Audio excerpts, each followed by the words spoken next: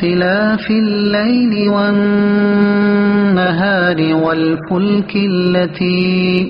والفلك التي تجري في البحر بما ينفع الناس وما أنزل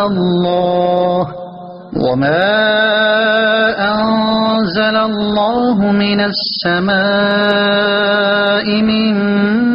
ماء فأحيا به الأرض بعد موتها وبث فيها من كل دابة وتصريف الرياح والسحاب المسخر بين السماء والأرض لآيات لقوم يعقلون۔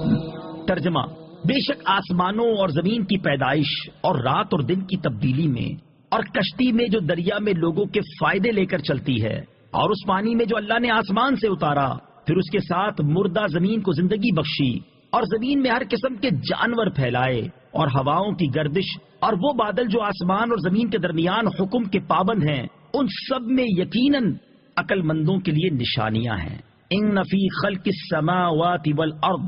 بے شک آسمانوں اور زمین کی پیدائش میں نشانیاں ہیں۔ تفسیر صراط الجنان میں ہے، کعبہ معظمہ کے گرد مشرکین کے 360 بت تھے جنہیں وہ معبود مانتے تھے۔ انہیں یہ سن کر بڑی حیرت ہوئی کہ معبود صرف ایک ہی ہے، اس کے سوا کوئی معبود نہیں۔ اس لیے انہوں نے حضور اقدس صلی اللہ تعالی علیہ وسلم سے ایسی آیت طلب کی جس سے اللہ تعالیٰ کی وحدانیت ثابت ہو۔ اس پر یہ آیت نازل ہوئی اور انہیں یہ بتایا گیا کہ آسمان و زمین کی تخلیق، آسمان کی بلندی، اس میں چمکتے ہوئے ستارے، اس کا بغیر ستونوں کے قائم ہونا، سورج، چاند، ستاروں کے ذریعے اس کی زیرت، سب اللہ تعالیٰ کی قدرت کی نشانیاں ہیں۔ یوں ہی زمین اور اس کی وسعت، اس میں موجود پہاڑ، معدنیات، جواہرات، اس میں رواں سمندر، دریا، چشمے، اس سے اگنے والے درخت، سبزہ، پھل، پھول، نباتات، شب و روز کا آنا جانا، دن رات کا چھوٹا بڑا ہونا، سمندر میں بھاری بوجھ کے باوجود کشتیوں کا تیرنا، لوگوں کا اس میں سوار ہونا، سمندری عجائبات،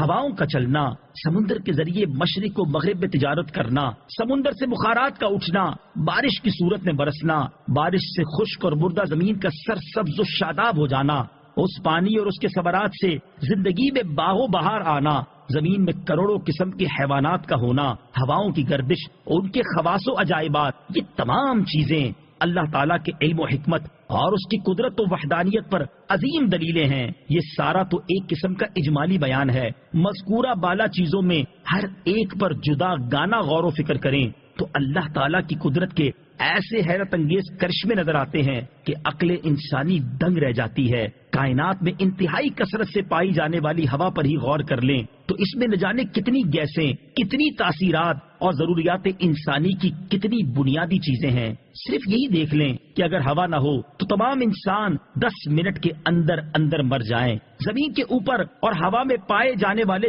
جانوروں کی حیات ختم ہو جائے۔ یہ تو قدرت الہی کی ایک قسم کی صرف ایک تاثیر ہے، جبکہ قدرت الہی کی خربوں سے زائد قسموں میں ایک ایک چیز میں کروڑوں عجائبات ہیں۔ کسی زمانے میں آنکھ کو صرف دیکھنے کا ایک آلہ سمجھا جاتا تھا، علمی ترقی کے ساتھ ساتھ آنکھ کے ایسے ایسے ظاہری و باطنی، جسمانی اور روحانی عجائبات سامنے آ رہے ہیں کہ اب صرف آنکھ سے متعلقہ علوم کی اقسام نہ جانے کتنی ہیں، اور لاکھوں لوگ اس علم کے ماہر ہونے کے باوجود بھی اس بات کا دعویٰ نہیں کر سکتے کہ ہم نے آنکھ سے متعلق ہر چیز کا علم حاصل کر لیا ہے۔ سائنسی علوم بھی اللہ تعالیٰ کی معرفت کا ذریعہ بنتے ہیں۔ اس آیت مبارک اور اس کی تفسیر سے یہ بھی معلوم ہوا کہ سائنسی علوم بھی معرفت الہی کا ذریعہ بنتے ہیں۔ جتنا سائنسی علم زیادہ ہوگا اتنی ہی اللہ تعالیٰ کی عظمت و قدرت کی پہچان زیادہ ہوگی۔ لہذا اگر کوئی دین اسلام کی خدمت اور اللہ تعالیٰ کی معرفت کی نیت سے سائنسی علوم سیکھتا ہے تو یہ بھی عظیم عبادت ہوگی۔ نیز اللہ تعالیٰ نے جو کائنات میں غور و فکر کا حکم دیا ہے یہ اس حکم کی تعمیل بھی قرار پائے گی۔